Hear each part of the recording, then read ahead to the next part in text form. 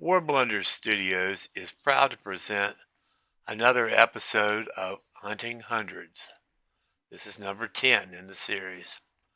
We have our usual disclaimer, and as always, I am your host, the crippled old grump, and at the time of this video, I was level 61 with 432 hours.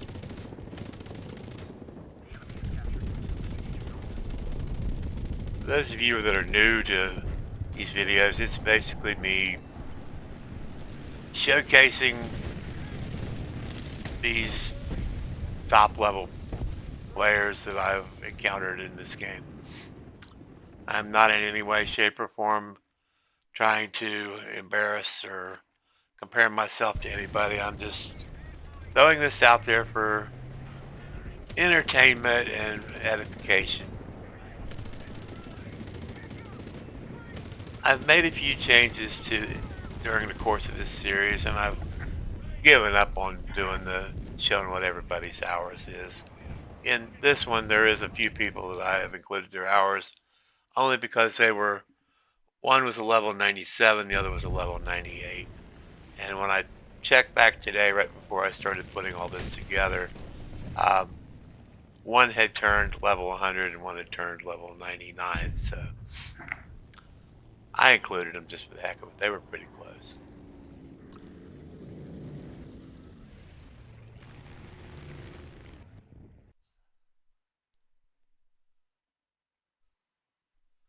I've also taken the liberty of doing something in this particular episode of this video series that I used to do with my World of Warships videos. I have actually sped the footage up by 20% just to keep the video length a little shorter and make it perhaps a little bit more entertaining to watch.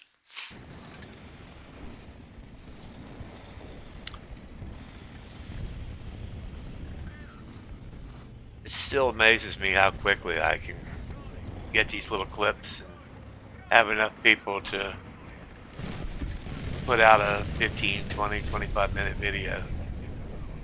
Like I said, I'm not particularly good. I'm slightly above average in War Thunder Air and probably average or just barely slightly below average in War Thunder Ground.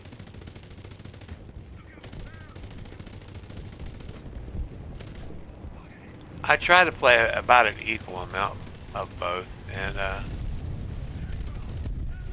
I do get more satisfaction out of a good ground kill for some reason than I do an air kill.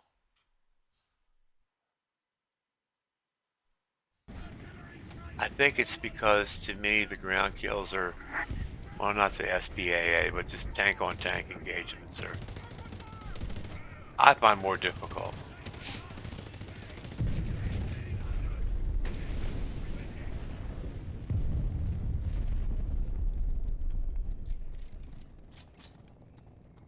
The air battles, just once I figured out my control setup and my key binds and all the air started making sense, and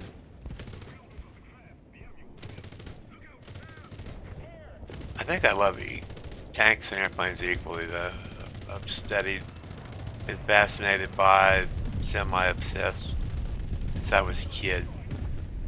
World War II aircraft and tanks and small arms and artillery and ships and all that. I think being the age that I am, which is I just recently turned 64, I grew up hearing about World War II stories about these vehicles and the Army and the Navy and the Air Force and the submarines and all this stuff. I ended up hearing it first and second hand.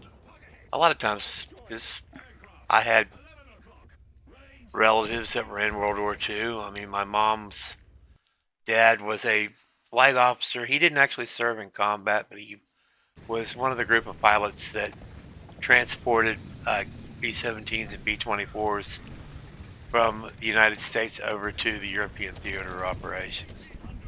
And my mom's stepdad was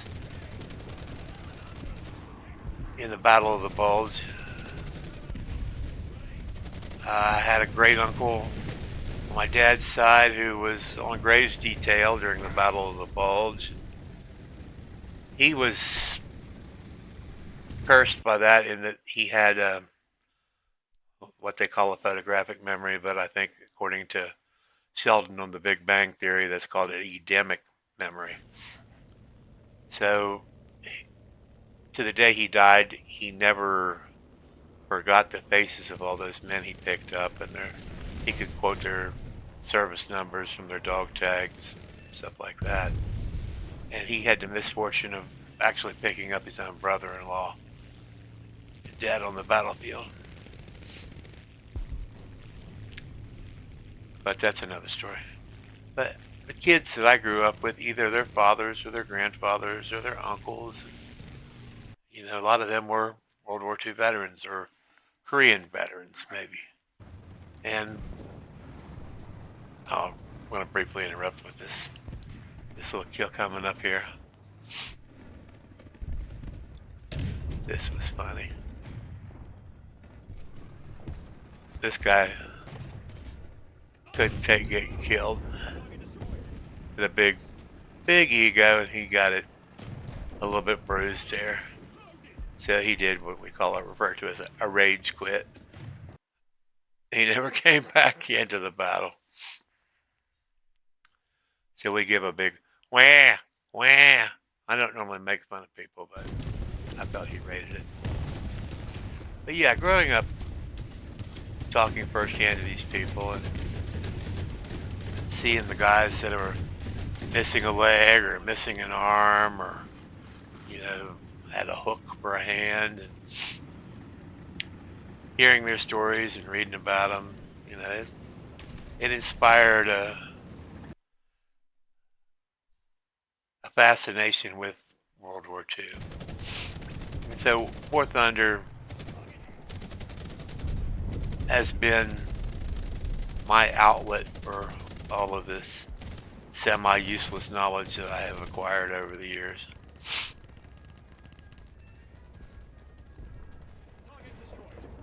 Where before maybe it took 3 games to fulfill all of my wargaming needs, now I can do it all in one. I don't play War Thunder Naval though, because a couple little attempts I've had at it, I thought it sucked. Plus I have about 9 years of playing World of Warships and 270 some ships. It's got its faults, but I think I like it a lot better than War Thunder Naval, and I think a lot of people agree with me. Many of the people in my squadron play World of Warships. Of course, I think they're playing the Legends, the other version of it, and why there's 2 separate versions of World of Warships, and they can't be. Why the guys on the console can't play with the guys on the PC doesn't make any sense to me. Because console and PC players can play together in War Thunder, it only makes sense that you could do it in World of Warships. But anyway, that's my little 2 cents on that subject. I've been forcing myself to play a lot more ground here lately, and with mixed success. Like I said, I find it far more enjoyable, but I find it a lot tenser.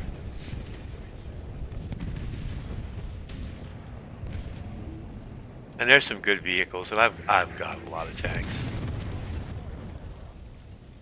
I've spread myself really thin. I have stuff in every nation's tech tree. Probably least represented would be Israeli. I think I only have 1 tank and 2 planes. I don't have very much Chinese. Not that much Japanese, but I've recently expanded into Great Britain a bit.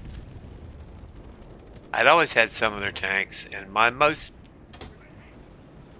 the aircraft that I had the most ground kills with is the Bristol Blenheim. So, but I finally got into researched and purchased the Mark 9 Spitfire, and I've had some really good outings with it. I really like it a lot better than any of the earlier ones.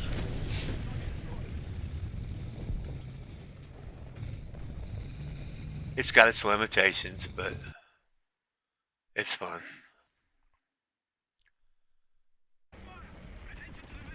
I went back and I've been playing the various Yak 9s, the T, the K, the regular old Yak 9, the one that's got the bombs. I think it's a B.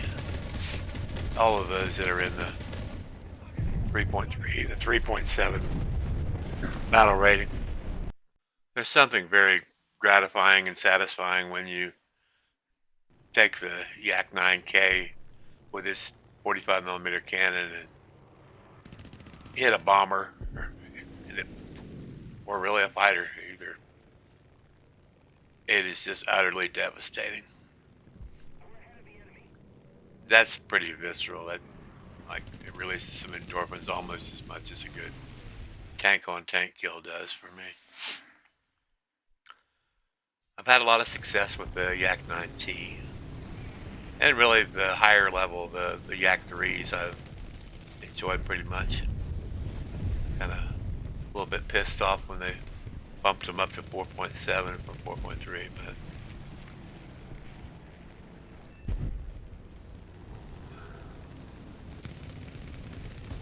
the thing that limits the Yak 3, especially that premium, the Yak 3 early, lack of ammo.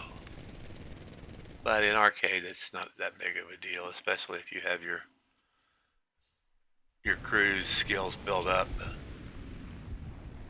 Your reload rate is pretty quick.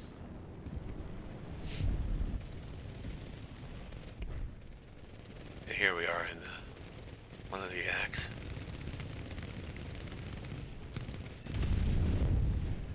Yeah, it was just a straight Yak 9. That was part of a pretty decent game I had in it.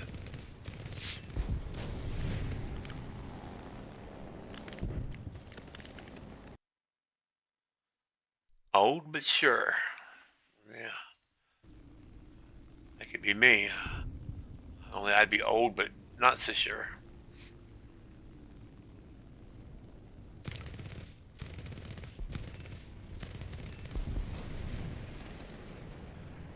It always tickles me when some of these guys just don't give up.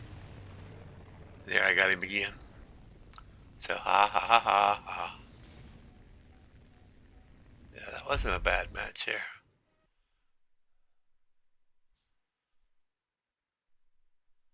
I'm not gonna laugh at him anymore.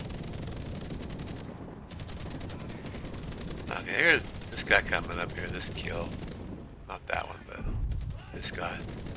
Michael Whitman, number 19. I don't remember Michael Whitman ever flying a Spitfire, but... And yeah, it's understandable to be a fanboy of one of the best known Tiger aces of all times, but if 18 people already got that name, why wouldn't you just go ahead and find something different? He had 900 hours at level 98. I thought I was doing a little bit of comparison there.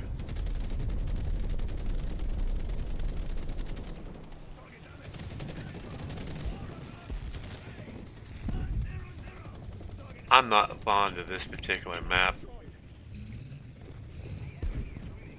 I've done fairly good in the air, so I know people are coming to slaughter me. I can see them rapidly approaching on the map there.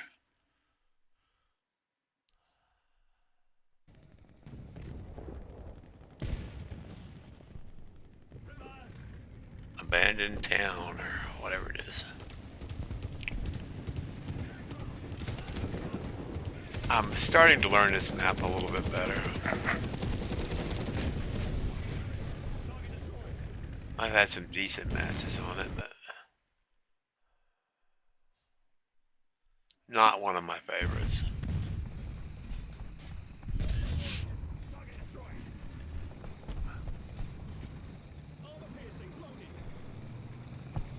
I suppose I owe the Sherman tank a apology video. I have maligned it, talked crap about it for years, but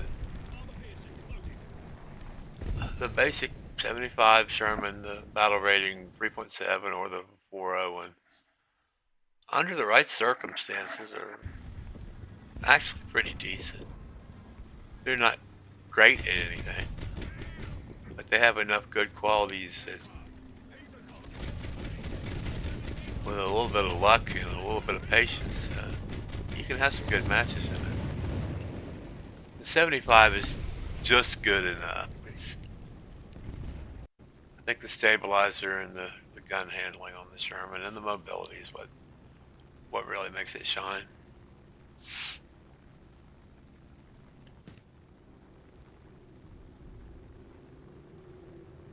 A little bit of Bearcat work here.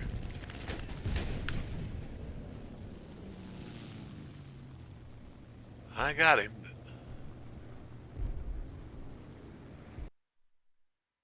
I guess I could have trimmed a little bit more of that out.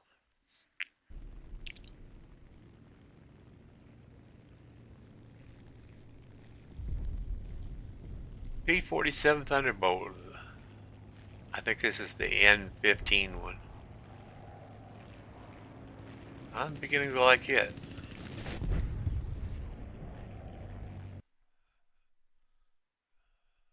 That wasn't so great, but I did get two 100s in the same little span of 40 seconds there, so I'm not going to complain.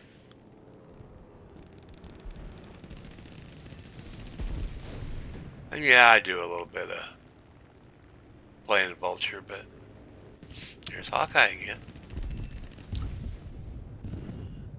Repeat customer. Somewhere in here, I'm not sure, I haven't been paying attention. There's a guy that's been in at least one other in this series. His username is XEM58, and pretty sure he was in episode 8. I think he was in one of the other ones, but I'm not sure. And he's got that profile picture that looks like a Russian cosmonaut.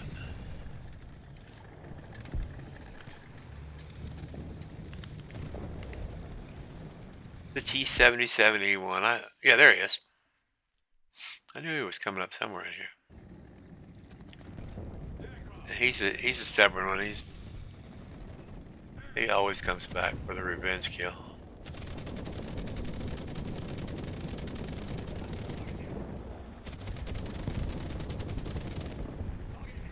People are dying to get in these videos.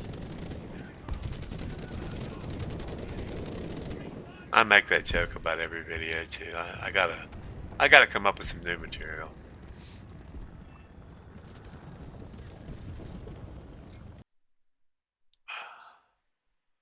Fred 99.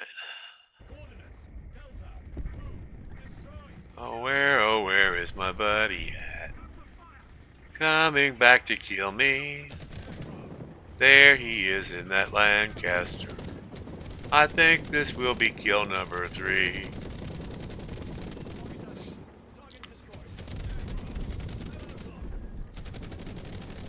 He usually plays in the mornings like I do, and I see him quite often. Yeah, there's his little profile picture, yeah. Looks like a Russian cosmonaut. Like Yuri Gagarin or somebody.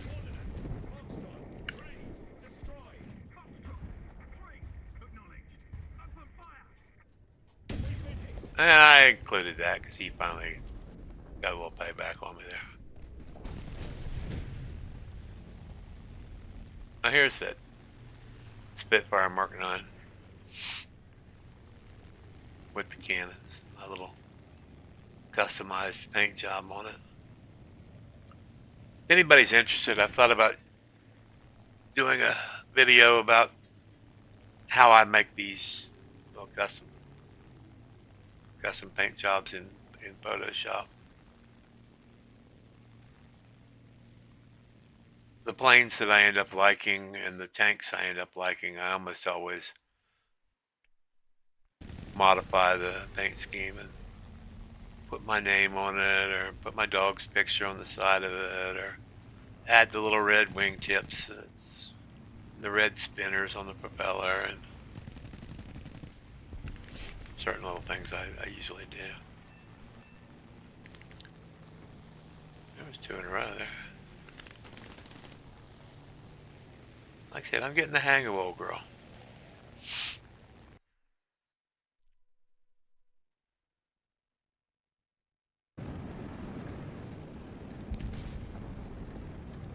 I've also recently had some fun with this. I switched from the what is it, SU 152 to the ISU 152. And it's a beast. It's the same gun as the other one. It's just a little bit better armor. The gun may be a little longer. It might have a little bit more velocity. When it hits, it hits like a sledgehammer. But we're to the end, and as always, thank you so much for watching. And don't forget to try to make someone smile today. And special thanks to my wife Diana, my dog Della, and my War Thunder Squadron Saucy.